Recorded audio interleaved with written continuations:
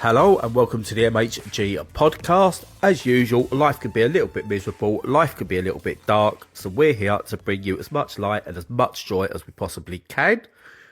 As usual, I'm Bradley, and he's on holiday this week, so I'm not exactly joined by Stu, but if he is doing all his editing, he'll say hello about now. Hello. Just going to do a bit of a roundup episode this week. Quite a few games that have been played that haven't quite been covered yet.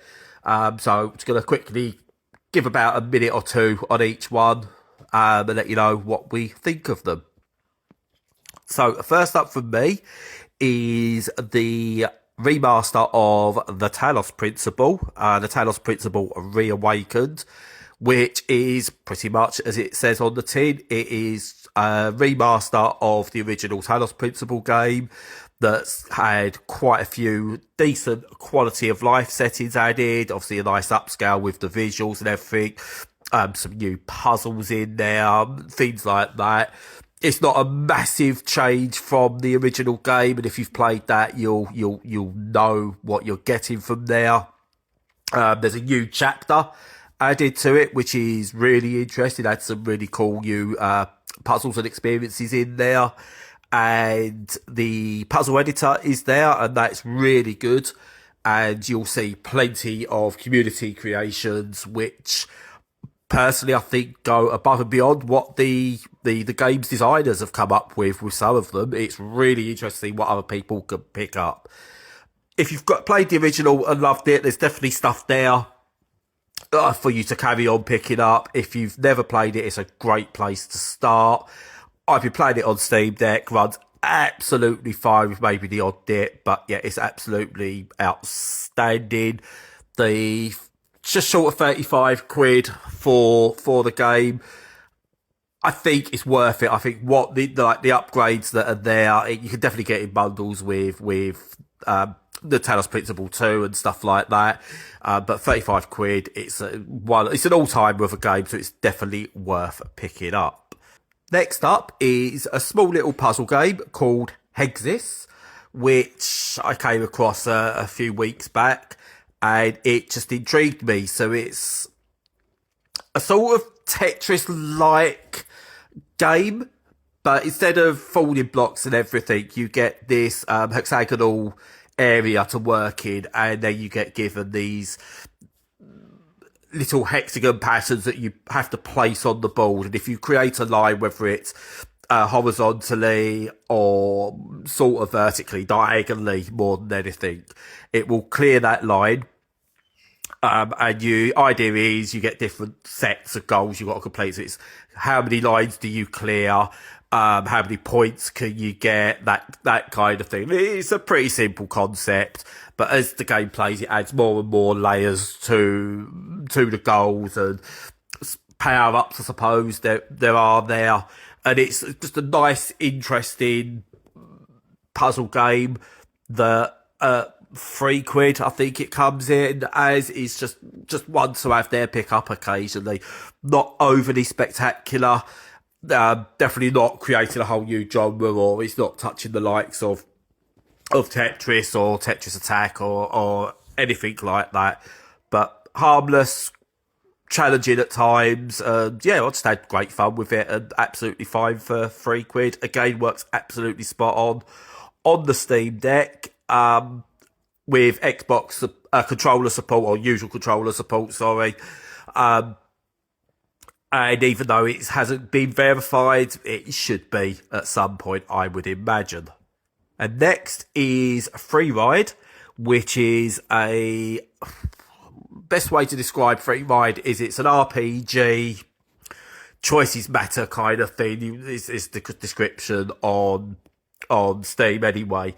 And essentially it's just this narrative story with just like loads of different, just throwing colours at you, and they describe it as a personality test, and I get that, because a lot of the interactions you get throughout the game, throughout the story, is kind of choice based, and the choices you make have effects on the people around you and where the story goes and how you develop and so on. And what I found with this, I kind of went into it, and the first 15 minutes or so, I was like, not sure what I think of this. The aesthetic was nice, and it was colourful, and it was intriguing, but I just wasn't sure if I was going to see it through. That being said, after about an hour of playing it, I was totally enthralled. I think it's a very good game. It's got some really good story elements to it. And I like the whole personality test type thing. And with the storylines that branch, it's one that people will go back to, whether I will or not. 'Cause as I said before in the past, I kind of, with these games, I'm one and done because it's my choices and that's what that game is personal to me. But I get why people might want to go back and check loads of different things. But you could definitely tell that your actions have consequences within the game and will change where you go in the story. And it would be interesting to see where other people went with it, just to see what's different to me. But yeah, really enjoyable. It's good to see again indie developers trying out these things that you wouldn't get in the AAA space. Got to have my AAA dig in there somewhere. And with this one, you can pick it up on Steam for just short of £12, £13 possibly without the sale. And again, works absolutely spot on the Steam Deck. Next, we are looking at Sacre Bleu. Butchering my French pronunciation there. And what you've got here is a platformer that is very similar to a game I covered recently, Shotgun Cop Man. But this is Sacre Bleu, and basically with this, you can move around your levels, use your left stick to move around and do all that, but then you use your firing mechanic kind of thing that you have to get air, but also to take out enemies.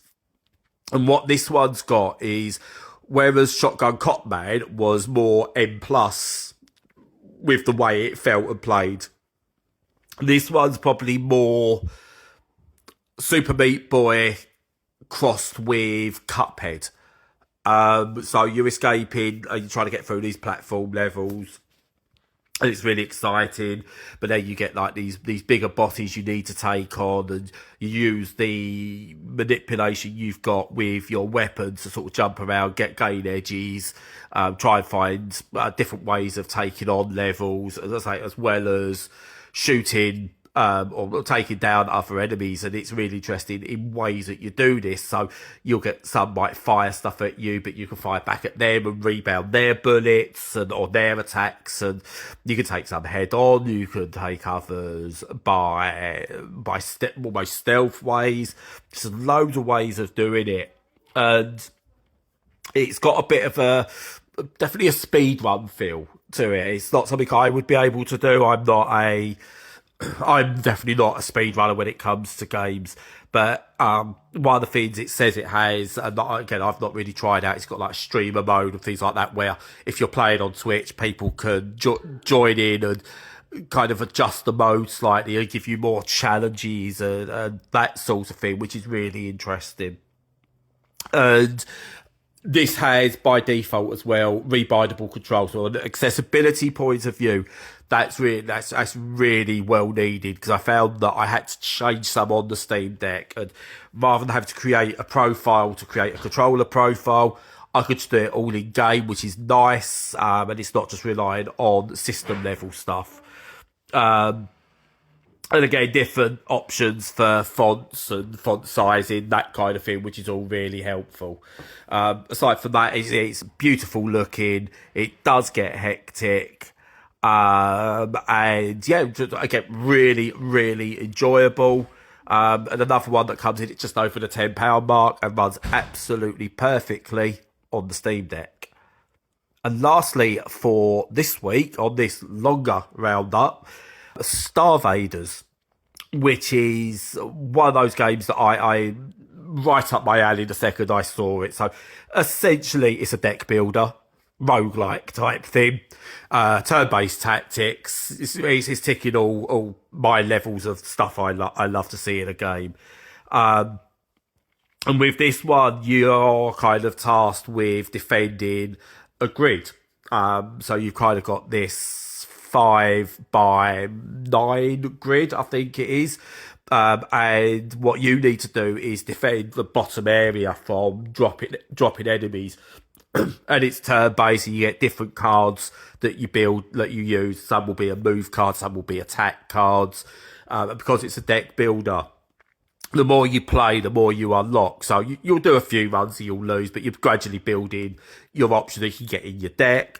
So you might start off with very basic, you get something that shoots forward, or you can move side to side, and they're your only cards. But then you might get one that allows you to lay a bomb, and you can lay that bomb in certain positions away from you, so you can maybe lay that bomb in between a bunch of enemies, and if you've still got another action point, you can shoot the bomb, explode the bomb, take out all the enemies. There's others that you make a shot, and when it hits the first enemy, it sends out shots in 2 other directions and all those sort of things. And then it's all about finding all these different cards that you can get, that you unlock by winning battles, by beating bosses. Obviously, you get, with these being deck builder, being roguelike, you get stuff you unlock as you play each run. And you can only find them that way. Others that are a bit more permanent unlocked. Different characters that play in different ways, that kind of thing. And yeah, it's definitely not the best of these I've played, but it is a bit different. So recently you've got stuff like there was a space one I played that was all about lanes, where you was a ship and you had to put things in your ship and use that to do your attacks. And that was an interesting way of using like lanes to do what it had to do. StarVaders is another one, but it's more of a traditional match-free puzzle game in terms of the way stuff comes down from the top of the screen and you need to attack it from the bottom. It's almost a Space Invaders kind of thing to it as well.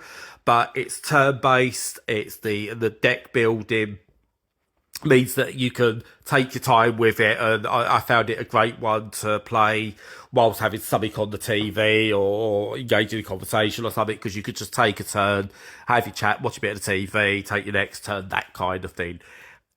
Improvements could be made. I felt that it wasn't perfectly balanced at some points, which was a shame, and it did get sort of like frustrating. Then I hit a kind of a hump with it where I couldn't progress much further and I wasn't unlocking enough. Now, I was initially thinking it was a skill thing with me, but I'm pretty good at these games.